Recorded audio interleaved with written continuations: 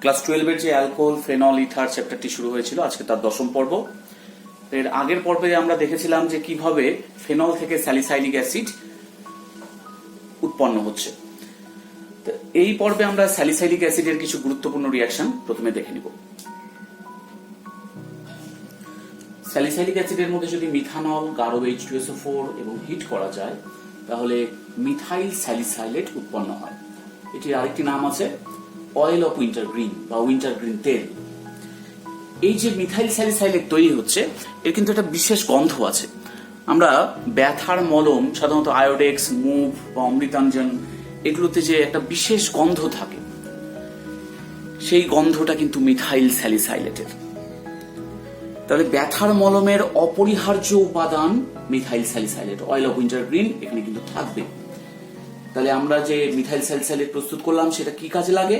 সেটা মূলত ব্যথার মলম এবং সুগন্ধি প্রস্তুতিতে ব্যবহার করা হয়। এই বিক্রিয়াটি যেমন স্যালিসাইলিক অ্যাসিডের একটা পরিচায়ক পরীক্ষা, ঠিক তেমন ভাবে মিথানলেরও কিন্তু একটি পরিচায়ক পরীক্ষা। আর কোনো অ্যালকোহল এই ধরনের গন্ধযুক্ত যৌগ উৎপন্ন করতে পারে না। যেমন আমরা যদি স্যালিসাইলিক অ্যাসিডের সাথে যদি ইথানল যদি দিতাম তাহলেও এরকম ধরনের এস্টার তৈরি হতো। মিথাইল স্যালিসাইলেটের জায়গায় সেক্ষেত্রে তৈরি হতো ইথাইল স্যালিসাইলেট, কিন্তু এর এরকম কোনো গন্ধ নেই। এই গন্ধ দিয়ে আমরা কিন্তু মিথানলকে শনাক্ত করতে পারি। ইথাইল অ্যালকোহল ইথাইল স্যালিসাইলেট তৈরি করলেও তার গন্ধটা কিন্তু অয়েল অফ উইন্টারগ্রিনের মতো নয়। তাহলে আমরা বলতে পারি এটি মিথানল ও স্যালিসাইলিক অ্যাসিড উভয়েরই পরিচায়ক পরীক্ষা, অর্থাৎ এটি শনাক্তকরণে, মিথানল বা স্যালিসাইলিক অ্যাসিডের শনাক্তকরণে কিন্তু এই পরীক্ষাটি করা হয়। স্যালিসাইলিক অ্যাসিডের মধ্যে যদি ফেনল, POCl এবং হিট করা যায় তাহলেও এস্টার উৎপন্ন হবে। এক্ষেত্রে উৎপন্ন এস্টারটি হবে, তাহলে আগেরটা ছিল মিথাইল গ্রুপ ছিল, তাই মিথাইল স্যালিসাইলেট, তাই এখানে আছে কি ফিনাইল গ্রুপ, তাই এর নাম ফিনাইল স্যালিসাইলেট।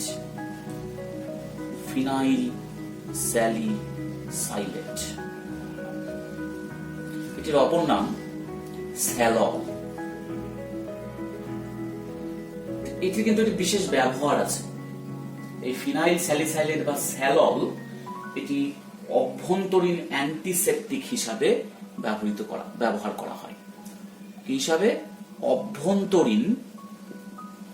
অভ্যন্তরীণ অ্যান্টিসেপটিক হিসাবে ব্যবহার করা হয়। অর্থাৎ আমরা যে অ্যান্টিসেপটিক গুলো ব্যবহার করি, যে মলম টাইপের, তারা কিন্তু বেশিরভাগই এক্সটার্নাল, অভ্যন্তরীণ নয়, কিন্তু তারা বাইরের দিকে কোথাও কোনো ইনফেকশন হলে পরে তাতে অ্যান্টিসেপটিক হিসাবে কাজ করে। কিন্তু শরীরের ভেতরে যদি কোথাও কোনো ইনফেকশন হয় সেক্ষেত্রে অভ্যন্তরীণ অ্যান্টিসেপটিকের প্রয়োজন হয়। স্যালল একটি অভ্যন্তরীণ অ্যান্টিসেপটিক হিসাবে কাজ করে। তাহলে আমরা ফেনলকে এইভাবে না লিখে কিন্তু এইভাবে লিখতে পারতাম, C6H5OH।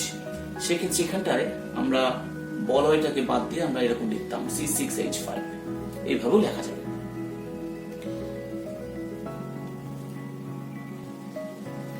স্যালিসাইলিক অ্যাসিডের মধ্যে যদি আমরা অ্যাসিটিক অ্যানহাইড্রাইড এবং গাঢ় H2SO4 দিই কয়েক ফোঁটা, তাহলে অ্যাসিটিক অ্যানহাইড্রাইডের সাথে এই ফেনোলিক OH এর কি বিক্রিয়া করবে?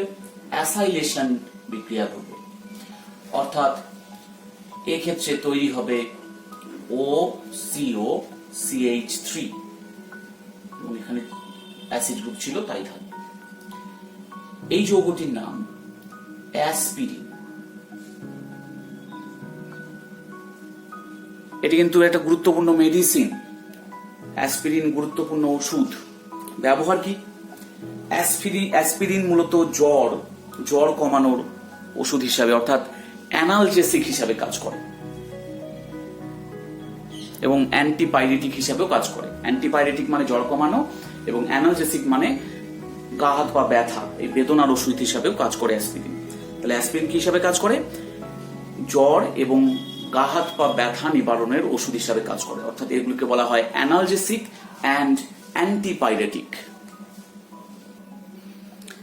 তাহলে আমরা দেখলাম যে অ্যাসপিরিনকে অ্যানালজেসিক অর্থাৎ ব্যথা কমানোর এবং অ্যান্টিপাইরেটিক অর্থাৎ জ্বর সারানোর ওষুধ হিসেবে ব্যবহার করা হয়। যেমন আমরা প্যারাসিটামল খাই, প্যারাসিটামলও কিন্তু অ্যানালজেসিক এবং অ্যান্টিপাইরেটিক, ব্যথা এবং জ্বর কমানোর ওষুধ। অ্যাসপিরিনও ঠিক একই ফাংশন, একইভাবে কাজ করে, একই রকম কাজ করে। তাহলে এটি জ্বর ব্যথার ওষুধ হিসেবে ব্যবহার করা হয়। তবে বর্তমানে অ্যাসপিরিনকে হৃদরোগের চিকিৎসাতে ব্যবহার করা হচ্ছে, কারণ এটির রক্ততঞ্চনরোধী ধর্ম আছে, রক্ততঞ্চনে বাধা দেয়।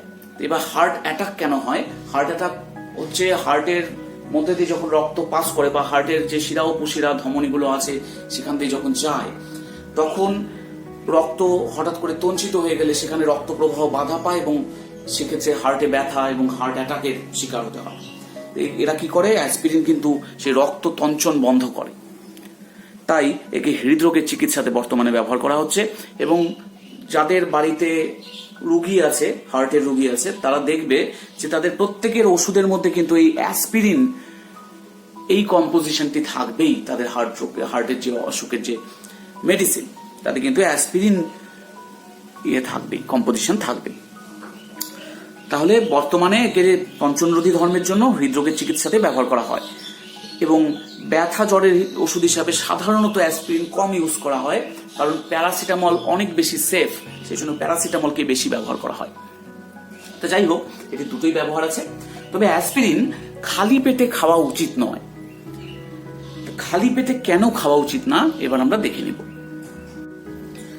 আসলে অ্যাসপিরিন যখন খাওয়া হয় সেটি পাকস্থলীতে গিয়ে হাইড্রোলিসিস, আর্দ্র বিশ্লেষণ ঘটার পরে তৈরি করে স্যালিসাইলিক অ্যাসিড এবং অ্যাসিটিক অ্যাসিড। এবার এগুলো যদি দীর্ঘদিন ধরে আমরা অ্যাসপিরিন খালি পেটে খাই, তাহলে স্যালিসাইলিক অ্যাসিড এবং অ্যাসিটিক অ্যাসিড তৈরি হতে থাকবে, অর্থাৎ পাকস্থলীতে পিএইচ এর পরিমাণ কমবে, মানে অ্যাসিডিটি ফর্ম করবে। এই অ্যাসিডিটি ফর্ম করার জন্য পাকস্থলীর অন্তর্গাত্র কিন্তু তাতে ঘায়ের সৃষ্টি হতে পারে, অর্থাৎ সেটি ধীরে ধীরে আলসারে পরিণত হয়ে যেতে পারে। সেই জন্য খালি পেটে দীর্ঘদিন অ্যাসপিরিন খাওয়া উচিত নয়। একদিন আধদিন খেলে কিছু হয় না, কিন্তু দীর্ঘদিন যদি আমরা খালি পেটে অ্যাসপিরিনকে খেতে থাকি, তাহলে সেটি কিন্তু পাকস্থলীতে গিয়ে স্যালিসাইলিক অ্যাসিড এবং অ্যাসিটিক অ্যাসিড উৎপন্ন করবে। তার ফলে পাকস্থলীতে অ্যাসিডের পরিমাণ বেড়ে যাবে। এর ফলে তো অ্যাকচুয়ালি স্টমাক আপসেট হবে, অর্থাৎ খাবার হজম হবে না, কারণ পিএইচ এর পরিমাণ কম বেশি হলে পরেই কিন্তু খাবার হজম হতে সমস্যা হয়। তাহলে এখানে পিএইচ এর পরিমাণ কমে যাবে অ্যাসিড তৈরি হওয়ার ফলে, তার ফলে খাবারকে হজম হবে না। দ্বিতীয়ত, দীর্ঘদিন ব্যবহারের ফলে পাকস্থলীর অন্তর্গাত্রে ঘায়ের সৃষ্টি হতে পারে, অর্থাৎ আলসার তৈরি হতে পারে। তাই অ্যাসপিরিনকে খালি পেটে খাওয়া উচিত নয়। এরপরে আমরা পড়বো অ্যালকোহলের শনাক্তকরণ ও পার্থক্য নিরূপণ, অর্থাৎ বিভিন্ন প্রকারের অ্যালকোহল, 1 ডিগ্রি, 2 ডিগ্রি, 3 ডিগ্রি, তাদের শনাক্তকরণ করব এবং পার্থক্য তাদের মধ্যে কি করে করা যায় সেটা আমরা দেখব। তা প্রথম যে পরীক্ষা দিয়ে আমরা পার্থক্য করব তার নাম লুকাস পরীক্ষা, লুকাস টেস্ট। তা লুকাস বিকারক কি? লুকাস বিকারক হচ্ছে গাঢ় HCl এবং অনার্দ্র ZnCl2 এর মিশ্রণ। তো এই হচ্ছে আমাদের লুকাস বিকারক। তাহলে আমরা লুকাস বিকারক দিয়ে কিন্তু টেস্টগুলো করতে পারবো। তো দেখে নিই কেমন হয়। যদি 1 ডিগ্রি অ্যালকোহল আমরা নিই আর CH2OH, এটা তো 1 ডিগ্রি অ্যালকোহল। তাহলে সেই 1 ডিগ্রি অ্যালকোহল যদি আমরা নিই, তার মধ্যে আমরা যদি লুকাস বিকারক দিই, মানে গাঢ় HCl, অনার্দ্র ZnCl2 এবং সাধারণ উষ্ণতা, অর্থাৎ হিট করার দরকার নেই, ঘরের যে উষ্ণতা সেই উষ্ণতায়, দেখা যাবে এখানে কিন্তু কোনো অধক্ষেপ উৎপন্ন হয় না। অধক্ষেপ উৎপন্ন হয় না মানে কি? আর CH2Cl এটা উৎপন্ন হয় না। উৎপন্ন হলে পরেই অধক্ষেপ পড়তো, তাহলে এটা উৎপন্ন হয় না। তবে যদি আমরা হিট করি বা দ্রবণটিকে খানিকক্ষণ ধরে রেখে দিই, তবে কিন্তু ধীরে ধীরে অধক্ষেপ উৎপন্ন হতে থাকে। কিন্তু সাধারণ উষ্ণতায় তৎক্ষণাৎ কোনো অধক্ষেপ পাওয়া যায় না। তবে 1 ডিগ্রি অ্যালকোহল লুকাস বিকারকের সাথে পরীক্ষায় কোনো অধক্ষেপ উৎপন্ন করতে পারলো না। এবার দেখে নিই 2 ডিগ্রি অ্যালকোহল কি করবে। তো 2 ডিগ্রি অ্যালকোহল আমরা একটা নিলাম R2CHOH, এখানে CH আছে, অর্থাৎ এটি 2 ডিগ্রি অ্যালকোহল। এর মধ্যে যদি আমরা লুকাস বিকারক দিই এবং সাধারণ উষ্ণতায় রাখি, তাহলে দেখা যাবে যে R2 2CHCl উৎপন্ন হচ্ছে, অ্যালকিল ক্লোরাইডটা উৎপন্ন হচ্ছে এবং দ্রবণটি 5 মিনিটের মধ্যে ঘোলাটে হয়।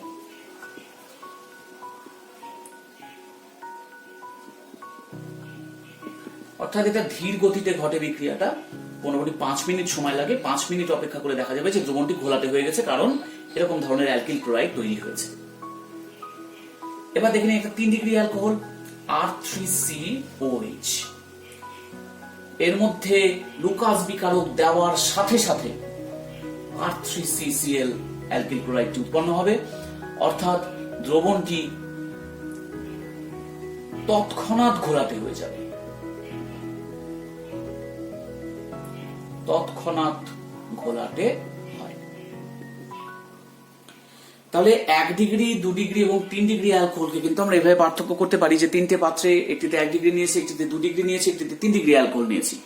যদি 3 ডিগ্রি অ্যালকোহলের মধ্যে যদি আমরা লুকাস বিকারক দিই, দেওয়ার সাথে সাথে কিন্তু অধক্ষেপ পড়ে যাবে। আমরা বুঝিয়ে বসেছি 3 ডিগ্রি অ্যালকোহল, যার মধ্যে দেওয়ার 5 মিনিট পরে অধক্ষেপ আসবে, বুঝবো যে সেটি 2 ডিগ্রি অ্যালকোহল, কারণ ধীরগতির বিক্রিয়া হওয়ায় মোটামুটি এই অ্যালকিল ক্লোরাইডটি উৎপন্ন হতে 5 মিনিট সময় লাগে। এবং সাধারণ উষ্ণতাতে 1 ডিগ্রি অ্যালকোহলের সাথে লুকাস বিকারকের কোনো বিক্রিয়া হবে না, তাই এখানে কোনো অধক্ষেপ আমরা দেখতে পাবো না। এইভাবে কিন্তু 1 ডিগ্রি, 2 ডিগ্রি এবং 3 ডিগ্রি অ্যালকোহলের মধ্যে আমরা লুকাস বিকারকের মাধ্যমে পার্থক্য করতে পারি। লুকাস টেস্টেরও ব্যতিক্রম আছে। বেঞ্জাইল অ্যালকোহল, এটি কিন্তু 1 ডিগ্রি অ্যালকোহল। অ্যালাইল অ্যালকোহল, এটিও 1 ডিগ্রি অ্যালকোহল, কারণ দুই ক্ষেত্রে CH2 গ্রুপ আছে। এটা 1 ডিগ্রি অ্যালকোহল হওয়া সত্ত্বেও লুকাস বিকারক পরীক্ষায় সাড়া দেয়, অর্থাৎ তৎক্ষণাৎ অধক্ষেপ উৎপন্ন করতে পারে। তাহলে কেন এরকম ব্যতিক্রম আমরা পেলাম? কেন বেঞ্জাইল অ্যালকোহল বা অ্যালাইল অ্যালকোহল 1 ডিগ্রি অ্যালকোহল হওয়া সত্ত্বেও তৎক্ষণাৎ লুকাস বিকারকের সাথে বিক্রিয়ায় অধক্ষেপ উৎপন্ন করছে? তাহলে আমাদের একটু মেকানিজম দেখে নিতে হবে, তাছাড়া জিনিসটা পরিষ্কার বোঝা যাবে না। এই হচ্ছে লুকাস টেস্টের মেকানিজম। প্রথমে ZnCl2 এসে OH গ্রুপের সাথে বন্ধন তৈরি করছে এবং তারপরে OH গ্রুপটি ভেঙে যাচ্ছে, তৈরি হচ্ছে R+, অর্থাৎ কার্বোক্যাটায়ন। কার্বোক্যাটায়নের সাথে Cl- এর বিক্রিয়ায় তৈরি হচ্ছে RCl। তার মানে এই বিক্রিয়াতে কিন্তু কার্বোক্যাটায়ন তৈরি হচ্ছে, অর্থাৎ এটা একটা SN1 বিক্রিয়া। SN1 মেকানিজমে ঘটছে বিক্রিয়াটা, কার্বোক্যাটায়ন যেহেতু তৈরি হচ্ছে। তাহলে কার্বোক্যাটায়ন কার ভালো তৈরি হয়? 1 ডিগ্রি অ্যালকোহল, 2 ডিগ্রি অ্যালকোহল না 3 ডিগ্রি অ্যালকোহল? নিশ্চয়ই 3 ডিগ্রি অ্যালকোহলের কার্বোক্যাটায়নের স্টেবিলিটি বেশি, তাই 3 ডিগ্রি অ্যালকোহলগুলি কিন্তু লুকাস বিকারকের সাথে বিক্রিয়ায় অতি দ্রুত তৎক্ষণাৎ অদ্রাব্য অধক্ষেপ উৎপন্ন করতে পারছে, কারণ ওদের কার্বোক্যাটায়ন স্টেবল বেশি হওয়ায় খুব দ্রুত গতিতে ফর্মেশন হচ্ছে। তার মানে আমরা দেখলাম যে 3 ডিগ্রি অ্যালকোহলগুলি খুব দ্রুত বিক্রিয়া করতে পারে, 2 ডিগ্রি অ্যালকোহলগুলি একটু ধীর গতিতে করে, কারণ তাদের কার্বোক্যাটায়ন যেটি তৈরি হয় সেটি 2 ডিগ্রি কার্বোক্যাটায়ন এবং তার স্টেবিলিটি মিডিয়াম কোয়ালিটি। 1 ডিগ্রি গুলির ক্ষেত্রে কার্বোক্যাটায়ন তার স্টেবিলিটি একেবারেই কম, সেই জন্য সাধারণ উষ্ণতায় বিক্রিয়া হয় না বললেই চলে। তাই 1 ডিগ্রি অ্যালকোহলগুলি কিন্তু সাধারণত লুকাস বিকারকের পরীক্ষায় সাড়া দেয় না। তবে আমি যে দুটো এক্সেপশন বললাম, যেমন বেঞ্জাইল অ্যালকোহল, এটি 1 ডিগ্রি অ্যালকোহল, কিন্তু এটি কেন দ্রুত গতিতে বিক্রিয়া করছে এবং তৎক্ষণাৎ অধক্ষেপ উৎপন্ন করতে পারছে? তার কারণ এটি 1 ডিগ্রি অ্যালকোহল তো হলে পরেও এটি যে কার্বোক্যাটায়ন তৈরি হবে, অর্থাৎ R+ যে কার্বোক্যাটায়ন তৈরি হবে, সেটি কেমন দেখতে হবে? সেটি দেখতে হবে বেঞ্জাইল কার্বোক্যাটায়ন। এটি 1 ডিগ্রি কার্বোক্যাটায়ন, কিন্তু 1 ডিগ্রি হলেও এর স্টেবিলিটি কিন্তু অনেক বেশি। কেন? তার কারণ এখানে রেজোন্যান্স করতে পারবে। আমরা যদি রেজোন্যান্স গুলো দেখি, রেজোনেটিং গঠনগুলো দেখি, তাহলে বুঝতে পারবো যে এরা রেজোন্যান্স করছে। এই রেজোন্যান্সের জন্য এদের স্টেবিলিটি অনেক বেশি। তাই বেঞ্জাইল কার্বোক্যাটায়ন 1 ডিগ্রি কার্বোক্যাটায়ন হওয়া সত্ত্বেও এটি কিন্তু স্টেবল, তাই SN1 বিক্রিয়ায় খুব দ্রুত অংশগ্রহণ করছে, অর্থাৎ বেঞ্জাইল অ্যালকোহল লুকাস টেস্টে সাড়া দিচ্ছে। অ্যালাইল অ্যালকোহলগুলো কিন্তু 1 ডিগ্রি অ্যালকোহল, তা সত্ত্বেও আমরা দেখলাম যে এটিও লুকাস টেস্ট পরীক্ষায় তৎক্ষণাৎ পদক্ষেপ উৎপন্ন করতে পারছে। তার কারণ এটি 1 ডিগ্রি কার্বোক্যাটায়ন তৈরি করছে। তো 1 ডিগ্রি কার্বোক্যাটায়ন হলেও তার স্টেবিলিটি কিন্তু বেশি, তার কারণ এর ক্ষেত্রেও রেজোন্যান্স হচ্ছে। এই যে রেজোন্যান্স হচ্ছে, রেজোনেটিং গঠন আমরা দেখে নিচ্ছি। এই রেজোনেটিং গঠন হচ্ছে, তার মানে রেজোন্যান্স সম্পন্ন করছে। তাই 1 ডিগ্রি কার্বোক্যাটায়ন হলে পরেও কিন্তু এটি স্টেবল, এবং স্টেবল হওয়ার জন্য এটিও SN1 বিক্রিয়ায় অংশগ্রহণ করছে 1 ডিগ্রি অ্যালকোহল হলেও, এবং লুকাস টেস্টে সাড়া দিচ্ছে। এবার আমরা দেখে নেব ভিক্টর মেয়ার্স টেস্ট। এই টেস্টের মাধ্যমে কি করে অ্যালকোহলগুলিকে পার্থক্য করা যায় সেটা আমরা দেখে নিই। 1 ডিগ্রি অ্যালকোহল হলে পরে RCH2OH, তার মধ্যে আমরা দিব লাল ফসফরাস এবং I2, সোজা পরীক্ষা এটা। RCH2I আসবে, আয়োডাইড। এরপরে আমরা দিব AgNO2। AgNO2 দিলে কি হবে?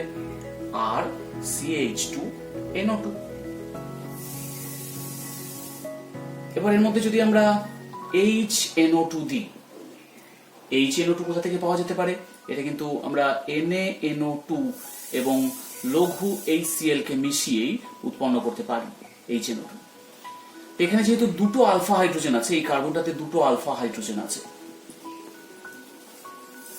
এখানে দুটো আলফা হাইড্রোজেন আছে।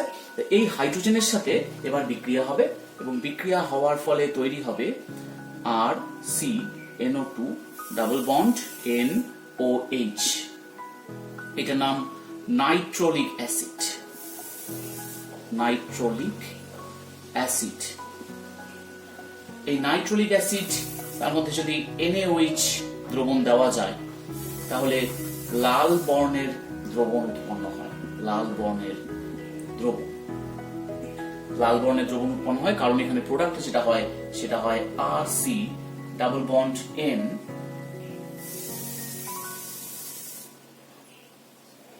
O মাইনাস Na প্লাস, এবং এখানে ছিল NO2। এটি হওয়ার জন্য গোটা দ্রবণের বর্ণটি লাল হয়ে যায়, লাল বর্ণের দ্রবণ তৈরি করে। তাহলে আমরা দেখলাম যে 1 ডিগ্রি অ্যালকোহল ভিক্টর মেয়ার পরীক্ষায় লাল বর্ণের দ্রবণ তৈরি করে। এবার দেখে নিচ্ছি যে 2 ডিগ্রি অ্যালকোহলের ক্ষেত্রে কি হয়।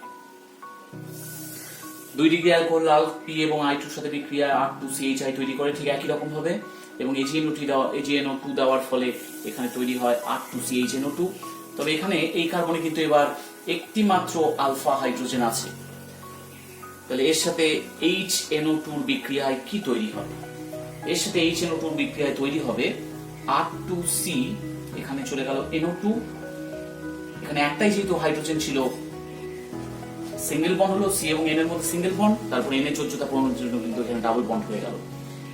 এই যৌগটার নাম সিউডোনাইট্রল। সিউডোনাইট্রল। তাহলে সিউডোনাইট্রল তৈরি হচ্ছে, এটি নীল রঙের হয়, এটি নীল বর্ণের হয়। এবার যদি আমরা NaOH দিই, তা NaOH দ্রবণে কিন্তু এটি দ্রবীভূত হয় না। এরা সিউডোনাইট্রল গুলি সাধারণত NaOH দ্রবণে অদ্রাব্য, কিন্তু এদের নিজস্ব যে নীল রং আছে, সেই জন্যই দ্রবণটা নীল রঙের দেখায়। দ্রবীভূত না হলেও এদের নিজস্ব নীল রঙের জন্য এই গোটা দ্রবণটি নীল রঙের দেখায়, যদিও NaOH এরা অদ্রাব্য। তাহলে আমরা দেখলাম যে 1 ডিগ্রি অ্যালকোহলগুলি লাল বর্ণের দ্রবণ তৈরি করছে, এবং 2 ডিগ্রি অ্যালকোহলগুলি নীল রঙের দ্রবণ তৈরি করছে। যদিও NaOH দ্রবণে সিউডোনাইট্রল দ্রবীভূত হয় না, কিন্তু এর রঙই নীল, সেই জন্য গোটা দ্রবণটির কালারই নীল হয়ে যায়। 3 ডিগ্রি অ্যালকোহল লাল P এবং I2 এর সাথে বিক্রিয়া R3CI তৈরি করে, AgNO2 এর সাথে বিক্রিয়া R3CNO2 তৈরি করে। কিন্তু এই কার্বনে, অর্থাৎ আলফা কার্বনে কোনো আলফা হাইড্রোজেন নেই, তাই HNO2 এর সাথে কিন্তু কোনো বিক্রিয়া এর হবে না। HNO2 এর সাথে কোনো বিক্রিয়া হয় না, অর্থাৎ কি থাকবে? HNO2 দেওয়ার পরেও কিন্তু যে যৌগটা পড়ে থাকবে সেটা R3CNO2 থাকবে। এবার যদি আমরা এর মধ্যে NaOH দ্রবণ দিই, তাহলে এখানে কোনো কালারেশন কিন্তু আমরা দেখতে পাবো না। আমরা যেটা পাবো সেটা বর্ণহীন দ্রবণ। বর্ণহীন দ্রবণ। তাহলে HNO2 এর সাথে কেন বিক্রিয়া করলো না? কোনো আলফা হাইড্রোজেন নেই, তার ফলে যে যৌগটা পড়ে থাকলো সেটি দিই, কারণ HNO2 এর সাথে বিক্রিয়া করেনি। তাহলে এবার NaOH এর সাথে বিক্রিয়ায় সে কিন্তু বর্ণহীন দ্রবণ তৈরি করছে। তাহলে 3টি অ্যালকোহল, 1 ডিগ্রি, 2 ডিগ্রি এবং 3 ডিগ্রি অ্যালকোহল, তিনজনে কিন্তু 3 রকমের দ্রবণ তৈরি করলো। 1 ডিগ্রি হলে লাল বর্ণ, 2 ডিগ্রি হলে নীল বর্ণ, এবং 3 ডিগ্রি হলে বর্ণহীন দ্রবণ। তাহলে এই পরীক্ষার সাহায্যে আমরা 1 ডিগ্রি, 2 ডিগ্রি এবং 3 ডিগ্রি অ্যালকোহলের মধ্যে পার্থক্য করতে পারি। এরপরে আমরা পড়বো হ্যালোফর্ম টেস্ট। হ্যালোফর্ম কি? সাধারণত CH3 এই যৌগগুলিকে বলা হয় হ্যালোফর্ম। X কি? X এখানে Cl বা ব্রোমিন বা আয়োডিন হতে পারে। তো সেই হিসাবে যদি CHCl3 হয় আমরা কি বলবো? আমরা বলবো ক্লোরোফর্ম। ক্লোরোফর্ম। যদি CHBr3 হয় তাহলে আমরা বলবো ব্রোমোফর্ম। এবং যদি CHI3 হয় আমরা বলবো আয়োডোফর্ম। এদের মধ্যে ক্লোরোফর্ম এবং ব্রোমোফর্ম বর্ণহীন তরল এবং আয়োডোফর্ম হলুদ রঙের কঠিন পদার্থ। তাহলে কোনো বিক্রিয়ায় যদি আয়োডোফর্ম তৈরি হয় তাহলে কিন্তু সেটি হলুদ কঠিন পদার্থ হিসাবে নিচে থিতিয়ে থাকে, নিচে অধক্ষেপ পড়ে। তাহলে সেটাকে দেখে শনাক্ত করতে আমাদের সুবিধা হয়। ক্লোরোফর্ম এবং ব্রোমোফর্ম যেহেতু বর্ণহীন তরল তাই তাদেরকে দ্রবণ থেকে আলাদা করা একটু মুশকিল, কারণ তাদের কোনো কালার নেই বা পার্টিকুলার কোনো তাদেরকে চোখে দেখে আমরা দৃষ্টিগ্রাহ্য পরিবর্তন তাদের ধরতে পারবো না। তাই যদি টেস্ট করে শনাক্ত করতে হয় হ্যালোফর্ম টেস্ট করে, তাহলে আমরা চেষ্টা করব যেন আয়োডোফর্ম পরীক্ষা তৈরি হয়। আয়োডোফর্ম পরীক্ষায় যেন আয়োডোফর্ম যেন তৈরি হয় সেটা আমরা চেষ্টা করব, কারণ আয়োডোফর্ম হলে আমরা চোখে দেখে কিন্তু শনাক্ত করতে পারবো। এবার আমরা দেখে নেব যে কারা কারা হ্যালোফর্ম বিক্রিয়ায় অংশগ্রহণ করতে পারে। কার্বনিল যৌগ যাদের মধ্যে CH3CO গ্রুপ আছে, এদিকে কি থাকতে পারে? এদিকে R বা H থাকতে পারে। এটা কার্বনিল যৌগ। যারা কার্বনিল যৌগ যাদের মধ্যে CH3CO গ্রুপ আছে, এই যে CH3CO গ্রুপটা আছে যাদের মধ্যে, তারাই একমাত্র হ্যালোফর্ম বিক্রিয়ায় অংশগ্রহণ করতে পারবে। কি দিতে হবে? আমাদের কোন ক্ষার জাতীয় পদার্থ যোগ করতে হবে। NaOH, KOH বা CaOH2 দিলে পরে বিক্রিয়া হবে। তাহলে NaOH দিব এবং হ্যালোজেন দিব। আমরা যদি এখানে I2 দিই তাহলে I2 NaOH এবং হিট, তাহলে কি হবে? এখান থেকে তৈরি হবে এই যে CH3, এই পোরশন থেকে তৈরি হবে CHI3 হলো প্লাস বাকি যে অংশটা থাকলো সেটা আমরা এইভাবে লিখতে পারি H বা R C, আমি নিচের দিকে লিখলাম C ডবল বন্ড O। এই পোরশনটা কিন্তু চলে এসেছে আমাদের কাছে, এই পোরশনটা চলে এসেছে। তাহলে এই পোরশনের সাথে কি যোগ হবে? O minus Na plus. এবার এর মধ্যে যদি আমরা লঘু অ্যাসিড মিশিয়ে দিই H3O প্লাস, H বা R C, অর্থাৎ এখানে তৈরি হবে কার্বক্সিলিক অ্যাসিড।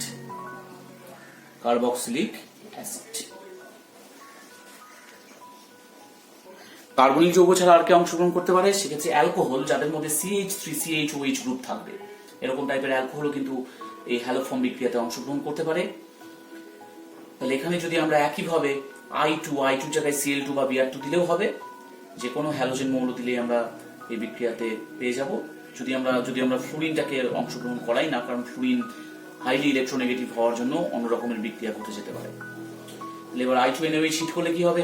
এখান থেকে এই যে CH3 এই পোরশনটা একই রকম ভাবে তৈরি করবে CHI3 এবং তার সাথে এই যে পোরশনটা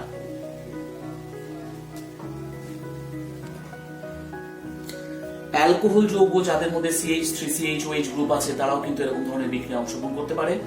তাহলে এরকম অ্যালকোহল তাকে যদি আমরা I2 NaOH হিট করি তাহলে প্রথমে অ্যাকচুয়ালি অ্যালকোহলটা কার্বনিল যৌগে কনভার্ট হয়ে যায়। তাহলে একই রকমের কার্বনিল যৌগ আমরা পেয়ে যাব, কারণ এখান থেকে দুটো H বেরিয়ে যাবে, জারিত হয়ে যাবে। অ্যালকোহল জারিত হয়ে তৈরি করবে কার্বনিল যৌগ এবং তারপরে ঠিক একই রকম ভাবে আমরা সেম রেজাল্ট পাবো, অর্থাৎ এই জিনিসটা কিন্তু কার্বনিল যৌগ কনভার্ট হয়ে গেল, তারপরে আমরা সেম রেজাল্ট পাবো।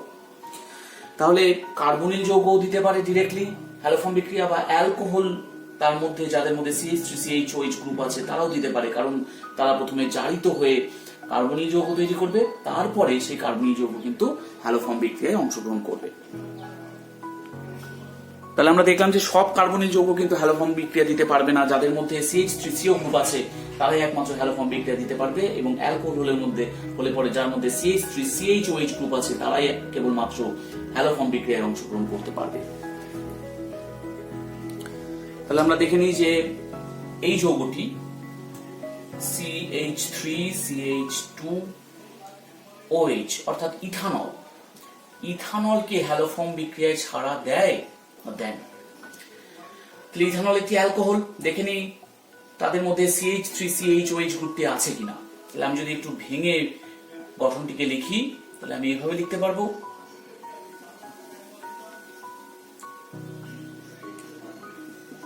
এরকম ভাবে লেখা যেতে পারে ইথানলকে। তাহলে আমরা দেখতে পাচ্ছি যে CH3CHOH গ্রুপটি কিন্তু আছে, অর্থাৎ এটি হ্যালোফর্ম বিক্রিয়ায় সাড়া দিবে। এটি যদি আমরা Cl2NaOH এবং হিট করি তাহলে প্রথমে কি হবে, প্রথমে এটি জারিত হবে। জারিত হলে কি হচ্ছে, এখানে দুটো H বেরিয়ে যাচ্ছে, ডাবল বন্ড হবে অর্থাৎ অ্যাসিটালডিহাইড হবে। CH3CHO অ্যাসিটালডিহাইড হলো। এবার সেই অ্যাসিটালডিহাইড কিন্তু বিক্রিয়ায় সাড়া দিয়ে এখান থেকে তৈরি করবে CHCl3 ক্লোরোফর্ম এবং এই পোর্শন থেকে আসবে HC, নিচে ডাবল বন্ড লিখলাম ONA। আমি বক্স দিয়ে দেখাচ্ছি যাতে তোমাদের বুঝতে সুবিধা হয়। তাহলে এর মধ্যে যদি আমরা এবার H3O প্লাস দিই তাহলে আমরা পাবো HCOOH অর্থাৎ ফর্মিক অ্যাসিড আমরা পাবো। HCOOH ফর্মিক অ্যাসিড আমরা এখানটায় পাবো এবং তার সাথে পাবো ক্লোরোফর্ম। এখানে মনে রেখো যে ইথানল একমাত্র 1 ডিগ্রি অ্যালকোহল, একমাত্র কিন্তু 1 ডিগ্রি অ্যালকোহল যেটি হ্যালোফর্ম বিক্রিয়াতে অংশগ্রহণ করে। এছাড়া আর কোনো 1 ডিগ্রি অ্যালকোহল নেই যেটি হ্যালোফর্ম বিক্রিয়াতে সাড়া দেয়। তাহলে এটা কিন্তু একমাত্র 1 ডিগ্রি অ্যালকোহল যেটা হ্যালোফর্ম বিক্রিয়ায় অংশগ্রহণ করে। এবার আমরা দেখে নেব যে অ্যাসিটালডিহাইড সেটি হ্যালোফর্ম বিক্রিয়ায় সাড়া দেয় কিনা। তাহলে অ্যাসিটালডিহাইডের গঠনটা যদি আমরা এইভাবে লিখি তাহলে তোমাদের বুঝতে সুবিধা হবে। দেখো এখানে কিন্তু CH3CO গ্রুপ আছে, অর্থাৎ এটি একটি কার্বনিক যৌগ যার মধ্যে CH3CO গ্রুপ আছে। CH3CO গ্রুপ থাকলে সেটি হ্যালোফর্ম বিক্রিয়ায় সাড়া দিবে। তার মানে আমি যদি এর সাথে ব্রোমিন Br2 KOH হিট করি, যে কোনো ক্ষার জাতীয় পদার্থ এবং হ্যালোজেন দিলে পরে বিক্রিয়াটি করবে। এক্ষেত্রে CH3 থেকে আমরা কি পাবো, আমরা পাবো CH Br3 ব্রোমোফর্ম এবং তার সাথে এই পোর্শনটা থেকে আমরা পাবো HC double bond O minus K plus. এবার এর মধ্যে যদি আমরা H3O প্লাস দিই আমরা পাবো, অর্থাৎ কি পাচ্ছি, ফর্মিক অ্যাসিড কিন্তু আমরা পাচ্ছি। তাহলে আমরা পাচ্ছি ব্রোমোফর্ম এবং ফর্মিক অ্যাসিড। এবার আমরা দেখে নিই যে এই যৌগগুলি হ্যালোফর্ম বিক্রিয়ায় অংশগ্রহণ করবে কিনা। যদি অ্যাসিটোন থাকে তাহলে অ্যাসিটোন অ্যাকচুয়ালি তার গঠনটা কি আছে, গঠনটা আছে CH3, এইদিকে CO, এইদিকে একটা CH3 রাখলাম। তাহলে দেখো বুঝতে পারবে যে CH3CO গ্রুপ কিন্তু আছে, এটি কার্বনিক যৌগ এবং এর মধ্যে CH3CO গ্রুপ আছে, তাহলে এটিও হ্যালোফর্ম বিক্রিয়ায় সাড়া দিবে।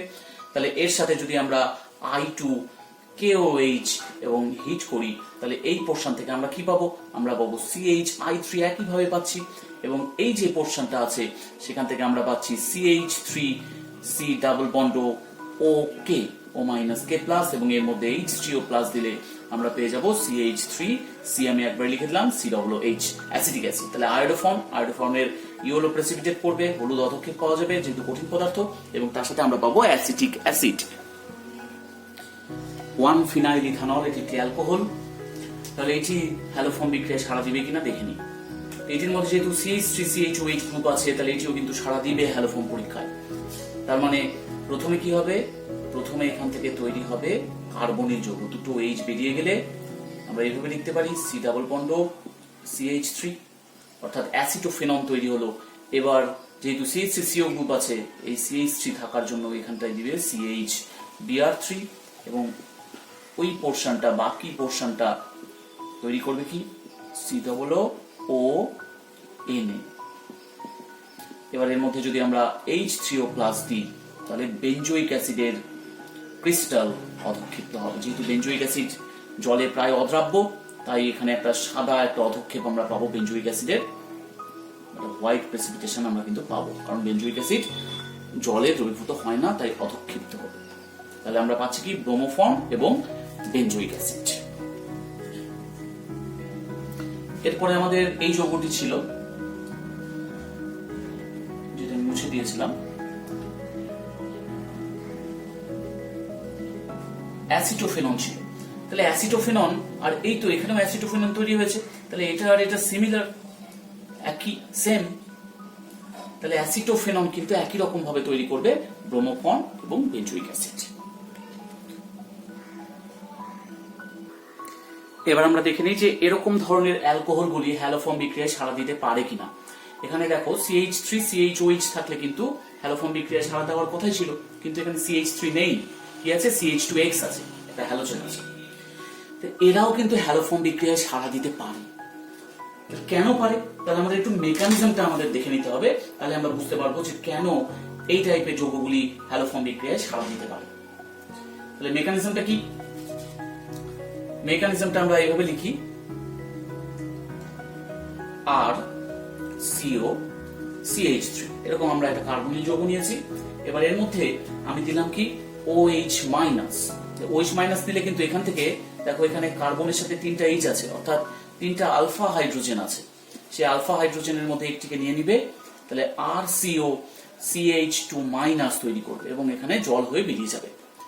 তাহলে এবার এখানে একটা X2 আসবে, X2 তৈরি করবে RCH2X এবং তার সাথে তৈরি হবে X-, অর্থাৎ একটি X যুক্ত হলো এবং X- তৈরি করবে। এবার পুনরায় OH- আসবে, যেহেতু বেসিক কন্ডিশন, OH- এসে অপর একটি আলফা হাইড্রোজেনকে নিয়ে নিবে, তাহলে RCOCH- তৈরি করবে। এবার যদি আমরা এর মধ্যে X2 দিই, তাহলে আবার তৈরি হবে RCOCH-X2 প্লাস X-। RCOCH-X2 এটিতে আরো একটি আলফা হাইড্রোজেন আছে, অতএব আবার OH- আসবে, এসে ওই অবশিষ্ট আলফা হাইড্রোজেনটিকেও বের করে নেবে। তাহলে এটি হলো, এবং তারপরে X2-র সাথে বিক্রিয়ায় তৈরি করবে RCOX3। তবে বিক্রিয়াটি এখানে কিন্তু শেষ হয়ে যাবে না, আলফা হাইড্রোজেন যদিও শেষ হয়ে গেছে। এবার OH- কার্বনিল কার্বনে এসে অ্যাটাক করবে, এই বন্ডটা খুলে যাবে। তাহলে কি তৈরি হবে? তাহলে তৈরি হবে RCOH, এখানে O-, এবার এখানে আসলো CX3। এবার যদি মাইনাসটা ঢোকে, এই গ্রুপটি কিন্তু ভেঙে যাবে। কেন এটি ভাঙলো? কেন এইগুলো কেন ভাঙলো না? এটা ভাঙলে কি হবে? এটা ভাঙলে তৈরি হবে CX3-, অর্থাৎ কার্বানিয়ন তৈরি হবে। এই কার্বানিয়ন কিন্তু স্টেবল, কারণ এখানে হ্যালোজেন গ্রুপ আছে, হ্যালোজেন মৌল আছে, হ্যালোজেন মৌলগুলো তড়িৎ ঋণাত্মক মৌল, তাই তারা এই কার্বানিয়নটিকে স্টেবিলিটি প্রদান করতে পারবে। অর্থাৎ এই বন্ধনটি ভাঙলে পরে কোনো অসুবিধা নেই, বরঞ্চ স্টেবল কার্বানিয়ন পাওয়া যাবে। তাই এখানটায় তৈরি হবে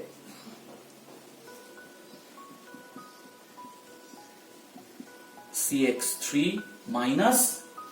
এবার এই CX3-, এই যেখানে যে H আছে সেই H টিকে নিয়ে নিবে এবং থাকবে RCOO- প্লাস CHX3, অর্থাৎ হ্যালোফর্ম কিন্তু তৈরি হয়ে গেল।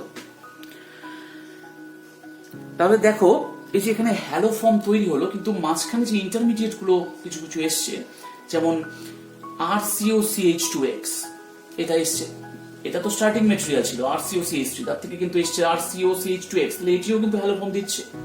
তারপরে এসছে এইটা, এটিও হ্যালোফর্ম দিচ্ছে কিন্তু, এবং শেষ পর্যন্ত এসছে RCOX3, এটিও হ্যালোফর্ম দিচ্ছে। তাহলে শুধু এই ধরনের যৌগ নয়, আরো অনেক যৌগই দিতে পারবে হ্যালোফর্ম, কারণ আমরা মেকানিজম থেকে দেখে নিচ্ছি। তাহলে আমাদের যে অ্যালকোহলটি ছিল সেটি তো প্রথমে জারিত হয়ে তৈরি করবে RCOCH2X। তাহলে আমরা দেখলাম মেকানিজম অনুযায়ী যে এই যৌগটি কিন্তু হ্যালোফর্ম বিক্রিয়ায় অংশগ্রহণ করতে পারবে। তাহলে এইটি তো দিতে পারবে। পুনরায় এখান থেকে কি তৈরি হচ্ছে? RCOCH-X2, এটিও দিতে পারবে। তারপরে আবার যখন হ্যালোজেন আসছিল আমরা দেখছিলাম যে CX3, এটিও দিতে পারবে। অর্থাৎ শুধু এই ধরনের অ্যালকোহলগুলি নয়, এই কার্বনিল যৌগগুলো কিন্তু দিতে পারবে। তার মানে আমরা যেটা দেখেছিলাম যে আমাদের যে যৌগগুলি ছিল, যে আমরা বলেছিলাম কিটোমিথাইল গ্রুপ যুক্ত যৌগগুলি দিচ্ছে, কিন্তু মেকানিজমে দেখলাম শুধু এইটা নয়, এইটাও দিচ্ছে CH2X বা CHX2 বা CX3, এরা সবাই কিন্তু হ্যালোফর্ম বিক্রিয়ায় অংশগ্রহণ করছে এবং অ্যালকোহলগুলি তো জারিত হয়ে কার্বনীয় যৌগ তৈরি করতে পারে, তাই এই ধরনের অ্যালকোহল তো বিক্রিয়ায় সাড়া দেবে, তার সাথে এই ধরনের অ্যালকোহলও কিন্তু বিক্রিয়ায় অংশগ্রহণ করতে পারবে। CH2X বা আমরা বলতে পারি যে RCH OH CHX2 এগুলো কিন্তু বিক্রিয়ায় অংশগ্রহণ করতে পারবে হ্যালোফর্ম বিক্রিয়ায়, কারণ আলটিমেটলি ওই ধরনের কার্বনীয় যৌগই তৈরি হবে CX3। তাহলে এরা সবাই হ্যালোফর্ম বিক্রিয়ায় অংশগ্রহণ করতে পারছে, সেটা আমরা মেকানিজম থেকে দেখে নিলাম। তাহলে এটি বিক্রিয়ায় অংশগ্রহণ করবে এবং তৈরি করবে কি?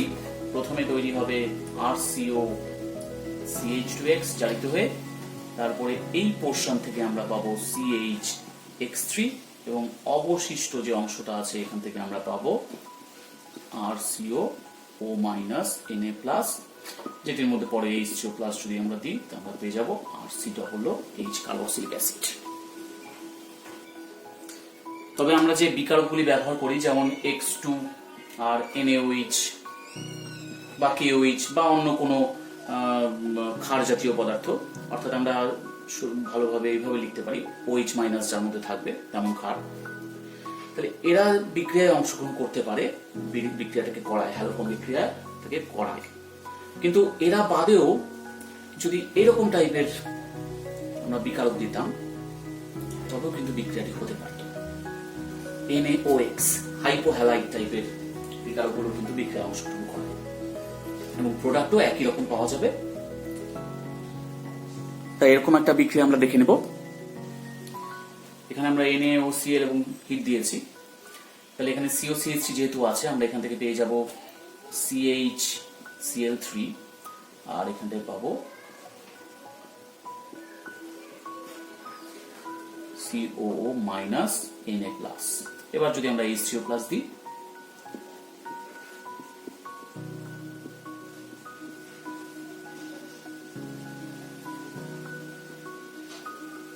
COOH। অ্যাকচুয়ালি NaOCl খুব মাইল্ড অক্সিডাইজিং এজেন্ট, তার ফলে এখানে রিংটা কিন্তু সেই অপরিবর্তিত অবস্থায় থেকে যায়, কিন্তু স্ট্রং অক্সিডাইজিং এজেন্ট ব্যবহার করলে কিন্তু রিংটা নষ্ট হয়ে যেতে পারত। তাই NaOCl এখানে খুব গুরুত্বপূর্ণ একটা রিএজেন্ট। ইথানলের সাথে CaOCl এলেই এই যে CaOCl মানে এটা ব্লিচিং পাউডার, আমরা যে ব্লিচিং পাউডার ব্যবহার করি সেই ব্লিচিং পাউডার, এটি ব্লিচিং পাউডার। এই ব্লিচিং পাউডারের যদি জলীয় দ্রবণ ব্যবহার করি এবং হিট করি তাহলে কিন্তু ইথানল হ্যালোফর্ম বিক্রিয়ায় অংশগ্রহণ করে এবং সেক্ষেত্রে পাওয়া যায় CHCl3 এবং তার সাথে পাওয়া যাবে, এখানে তো একটা কার্বন চলে গেল, আমি যদি এভাবে সাজিয়ে নিই বিক্রিয়াটাকে তাহলে আরো বুঝতে সুবিধা হবে। এখানে CH3 পোর্শনটা কিন্তু CHCl3 দিয়েছে আর দুটো H তো চলে যাবে, দুটো H এখানে অক্সিডাইজড হয়ে গেছে, তাহলে COO আছে, তাহলে আমরা পাচ্ছি কি, সরি এই দুটো H না, এই দুটো H চলে যাবে, তার মানে এখানে C ডবল বন্ড আর এই Hটা যেমন ছিল তেমনই থেকে যাবে, তাহলে এখানে শুধু আসবে O-। এবার CA আছে, CA তো +2 হয়, তাহলে এটা হোল টু CA বা আমরা এইভাবে লিখতে পারি HCOO2CA। এবার এর মধ্যে যদি H3O+ দিই তাহলে আমরা পাবো ফর্মিক অ্যাসিড। তাহলে ক্যালসিয়াম ফর্মেট তৈরি হয়, তার মধ্যে যদি লঘু অ্যাসিড দিই তাহলে আমরা ফর্মিক অ্যাসিড পেয়ে যাবো। তাহলে ক্লোরোফর্ম কিন্তু ইথানল দিচ্ছে ব্লিচিং পাউডারের জলীয় দ্রবণের সাথে বিক্রিয়া করে। এবার প্রশ্ন হচ্ছে যে এই অ্যালকোহলটি কি হ্যালোফর্ম বিক্রিয়ায় সাড়া দিবে? এখানে তো কোনো CH3CHOH গ্রুপ নেই, কিন্তু এর দিবে। তা দেওয়ার কারণটা আমাদের আগে মেকানিজম ওয়াইজ না আলোচনা করলে কিন্তু এই প্রবলেমটা আমরা সলভ করতে পারবো না। যদিও ওটা এইচএস পরীক্ষার জন্য খুব গুরুত্বপূর্ণ নয়, কিন্তু কম্পিটিটিভ লেভেলের জন্য কিন্তু এই রকমের বিক্রিয়াগুলো খুব গুরুত্বপূর্ণ। আমরা দেখে নিই। তো প্রথমে কি হবে, NaOH দিলে পরে প্রথমে এটি অক্সিডাইজড হবে, যেহেতু অ্যালকোহল আছে তাহলে কার্বনিল কম্পাউন্ডে অক্সিডাইজড হবে, দুটো H বেরিয়ে যাবে, তাহলে C ডবল বন্ড, এখানে আছে CH2, এরকম তৈরি হবে।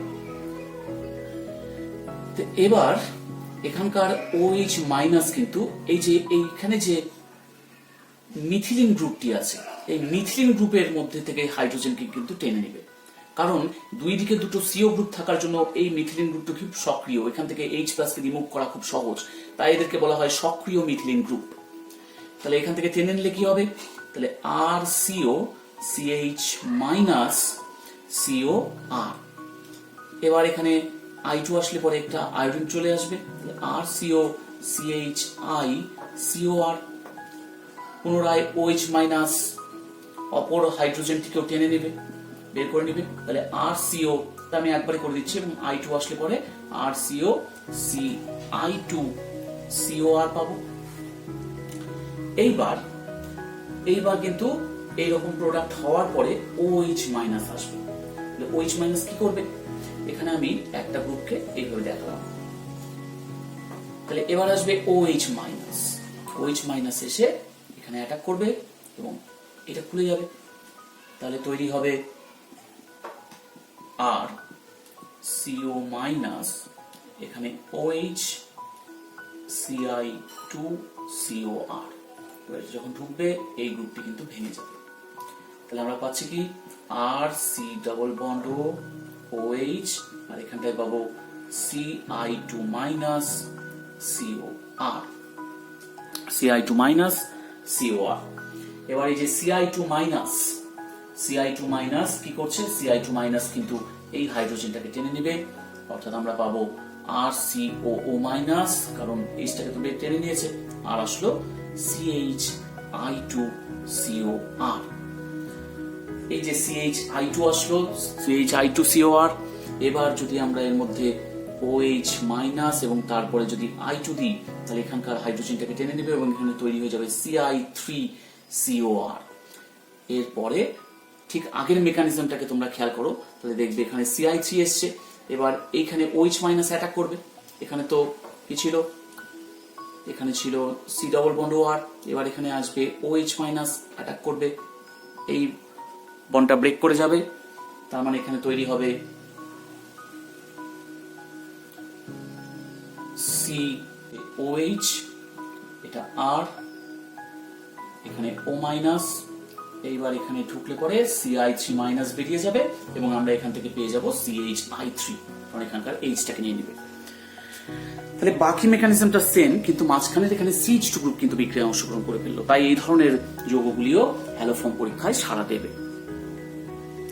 তাহলে এই ধরনের যৌগগুলির ক্ষেত্রে আমরা কি পাবো, আমরা পাবো CHI3 এবং RCOO মাইনাস Na প্লাস, এখানে দুইটা পাওয়া যাবে, RCOO মাইনাস Na প্লাস, এর মধ্যে যদি আমরা H3O প্লাস দিই তাহলে আমরা পেয়ে যাব RCOOH, এই RC এই RC, আর মাঝখানের যে CH2টা ছিল এই CH2টাই কিন্তু এখানে CH3 দিল।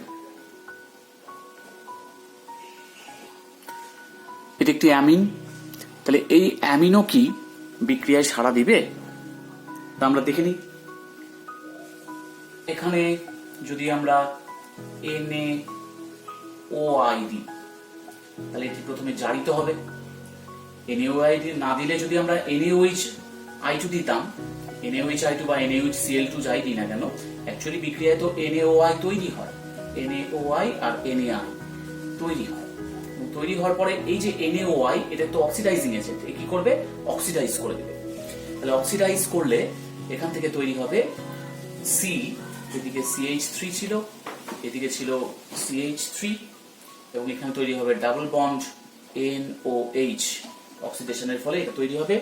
এবার আদ্র বিশ্লেষিত হবে, হাইড্রোলিসিস হবে, হাইড্রোলিসিস হলে পরে এখান থেকে পাওয়া যাবে কিটোন, এই যে ডবল বন্ড NOH সেটা কিন্তু C ডবল বন্ড O তে কনভার্ট হয়ে যাবে, অর্থাৎ অ্যাসিটোন পাওয়া গেল।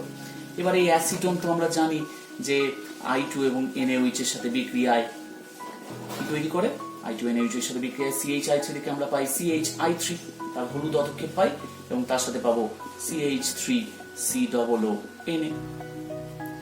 তাহলে আমরা দেখলাম যে অ্যামিন জাতীয় যৌগগুলো কিন্তু হ্যালোফর্ম পরীক্ষায় সাড়া দিচ্ছে। এবার আমরা দেখে নিই যে acetic acid CH3COOH, acetic acid, এর মধ্যেও তো আমরা যদি ভেঙে লিখি তাহলে দেখতে পাচ্ছি যে এর মধ্যেও কিন্তু CH3CO গ্রুপ রয়েছে, তাহলে এটি কি হ্যালোফর্ম পরীক্ষায় সাড়া দেবে? কারণ CH3CO গ্রুপ তো আছে। উত্তরটা হচ্ছে না, অ্যাসিটিক অ্যাসিড হ্যালোফর্ম পরীক্ষায় সাড়া দিবে না। কেন দিবে না? কারণ অ্যাসিটিক অ্যাসিড প্রথমেই NaOH বা KOH যে ক্ষারটি দেওয়া থাকবে তার সাথে বিক্রিয়া করে CH3CO মাইনাসে পরিণত হবে, অর্থাৎ তৈরি করবে O মাইনাস। এবার এই অবস্থায় এই হাইড্রোজেনটি কিন্তু কম অ্যাসিডিক, তার কারণ এখানে COO মাইনাস গ্রুপে সেরকম কোনো টেন্ডেন্সি নেই যে এই CH3 থেকে ইলেকট্রনকে টানবে। তাই হাইড্রোজেনগুলো লেস অ্যাসিডিক হওয়ার জন্য OH মাইনাস কি করবে? OH মাইনাস কিন্তু এখান থেকে প্রোটন অ্যাবস্ট্রাক্ট করতে পারবে না, অর্থাৎ প্রোটনকে টেনে বার করতে না পারার জন্য CH2 মাইনাস COO মাইনাসটা তৈরি হতে পারবে না, কারণ এটা লেস অ্যাসিডিক। তাই যেহেতু CH2 মাইনাস তৈরি হচ্ছে না, তাই এখানে অ্যাসিটিক অ্যাসিড হ্যালোফর্ম পরীক্ষায় সাড়া দেবে না। এবার আসি ইথাইল অ্যাসিটোঅ্যাসিটেট বা অ্যাসিটোঅ্যাসিটিক এস্টার, এর মধ্যেও CH3CO গ্রুপ আছে, তাহলে এটি কি হ্যালোফর্ম পরীক্ষায় সাড়া দেবে না? এটিও কিন্তু অ্যাসিটিক অ্যাসিডের মতো বিক্রিয়ায় সাড়া দিতে পারবে না। তার কারণ এখানে যদি আমরা OH মাইনাস এবং X2 দিই, তাহলে প্রথমে কিন্তু এই CH2, এটা তো অ্যাক্টিভ মিথিলিন গ্রুপ, সেখান থেকে কিন্তু তৈরি হবে CH3CO CX2 COOET। এবার কি হবে? এখানে ব্রেক করে যায়, আমরা দেখেছিলাম মেকানিজমে যে এই জায়গাটায় গ্রুপটা ব্রেক করে যায়, অর্থাৎ এরকম টাইপের আমরা পাই CH3COO মাইনাস, তার সাথে আমরা পাই CHX2 COOET। এই যে CHX2 COOET এটা কি করে? এটা পরবর্তীতে আবার OH মাইনাস এবং X2 এর সাথে বিক্রিয়ায় CX3 COOET তৈরি করে। কিন্তু এরপরে কি আসে? OH মাইনাস তো কে অ্যাটাক করবে, এই বন্ধনটা খুলবে। তারপরে কি হচ্ছে? CX3 এখানে মাইনাস হলো, এখানে OH আসলো এবং এখানে OET আসলো। এবার যখন ব্যাক করবে তখন তো CX3 বেরিয়ে যাচ্ছিল কার্বানিয়ান হিসাবে, এটা বেরিয়ে গেলে তারপরে আমরা পাবো CHX3, কিন্তু এটা বেরোবে না, কারণ OET minus good living group, তাই এখানে বেরিয়ে যাবে OET মাইনাস। তাহলে আলটিমেটলি কি হবে? আলটিমেটলি CX3 থেকে যাচ্ছে, এরকম হচ্ছে, তার সাথে OET মাইনাস হচ্ছে এবং পরবর্তীতে Hটা নিয়ে নিবে, তাহলে এখানে হবে ETOH। তাহলে আমরা কিন্তু হ্যালোফর্ম এখানে পাচ্ছি না, তাই ইথাইল অ্যাসিটোঅ্যাসিটেট হ্যালোফর্ম বিক্রিয়ায় অংশগ্রহণ করে না। তাহলে আমাদের যে তিনটা পরীক্ষা হলো লুকাস টেস্ট, ভিক্টোমিয়ার্স টেস্ট এবং হ্যালোফর্ম টেস্ট, এই তিনটা বিক্রিয়া দিয়ে আমরা কিন্তু অ্যালকোহলগুলোর মধ্যে পার্থক্য করতে পারি। কিরকম? যদি আমার কাছে বেঞ্জাইল অ্যালকোহল দেওয়া থাকে, ফেনল এবং বেঞ্জাইল অ্যালকোহল, বললো যে এদেরকে কিভাবে পার্থক্য করা যেতে পারে। তাহলে বেঞ্জাইল অ্যালকোহল 1 ডিগ্রি অ্যালকোহল, কিন্তু এটি লুকাস টেস্টে সাড়া দিবে।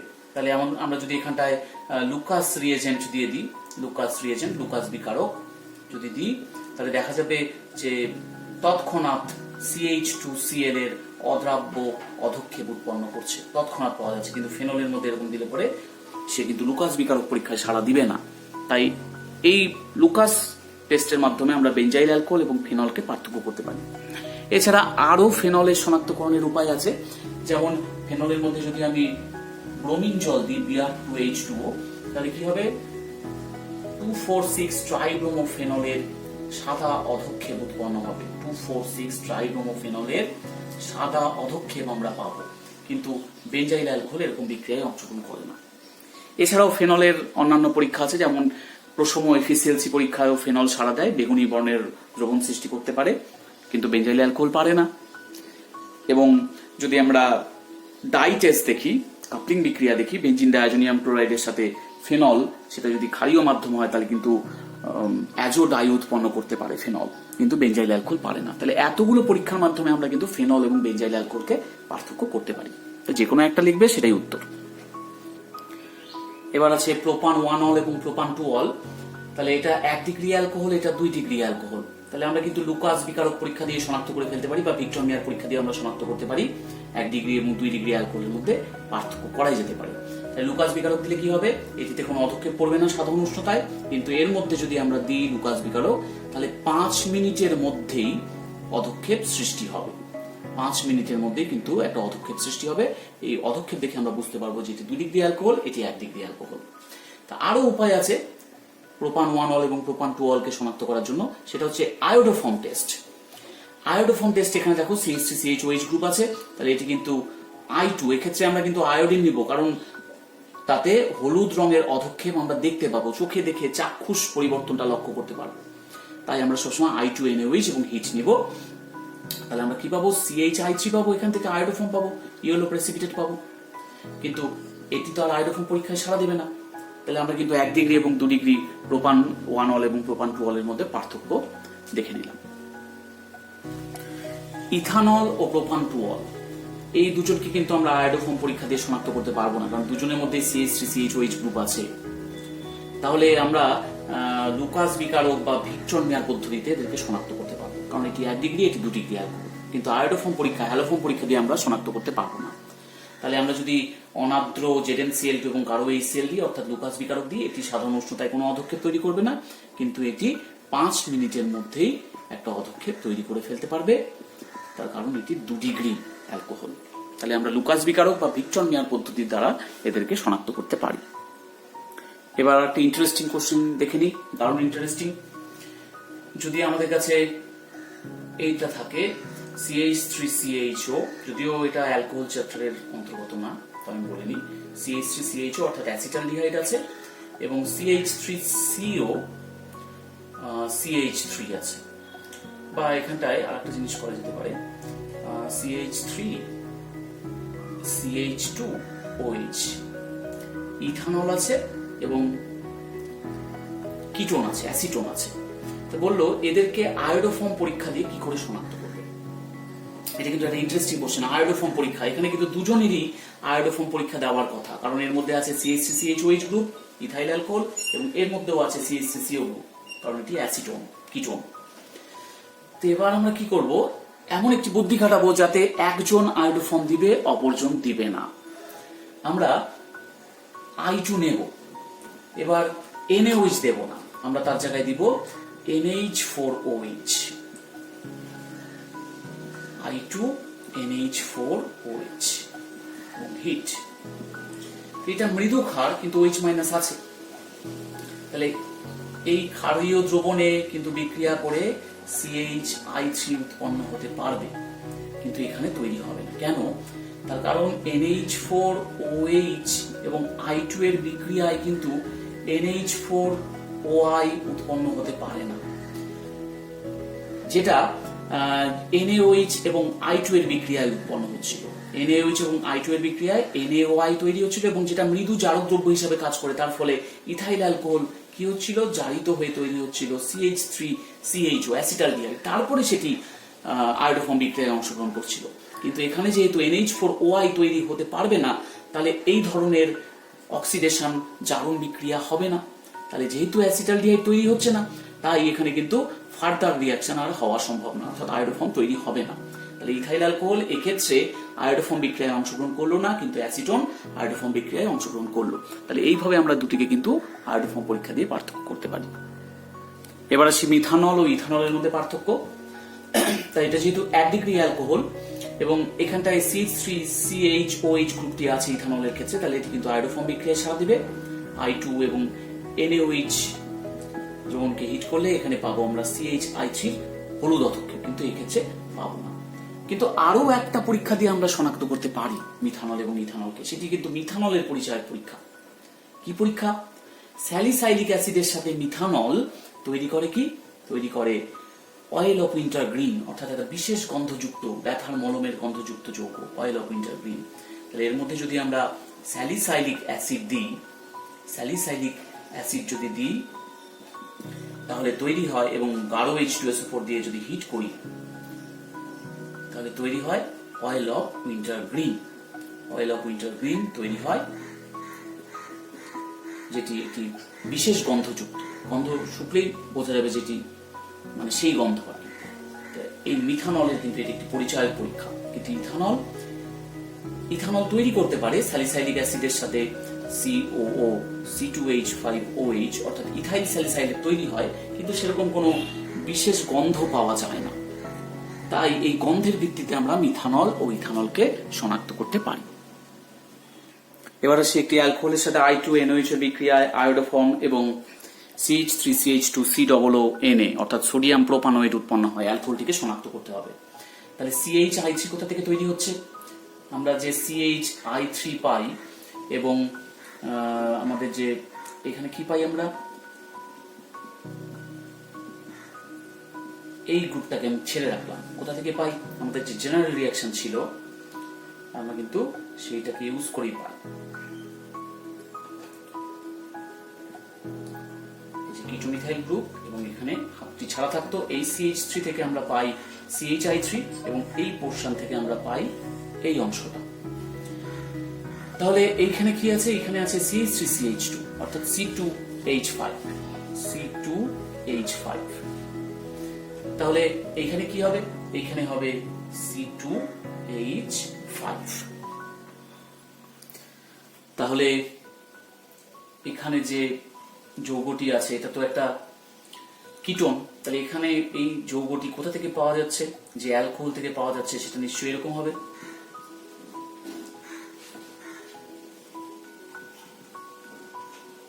এই অ্যালকোহল থেকে জারিত হয়ে এটা তৈরি হয়, তারপরে সেখান থেকে বিক্রিয়া হয়।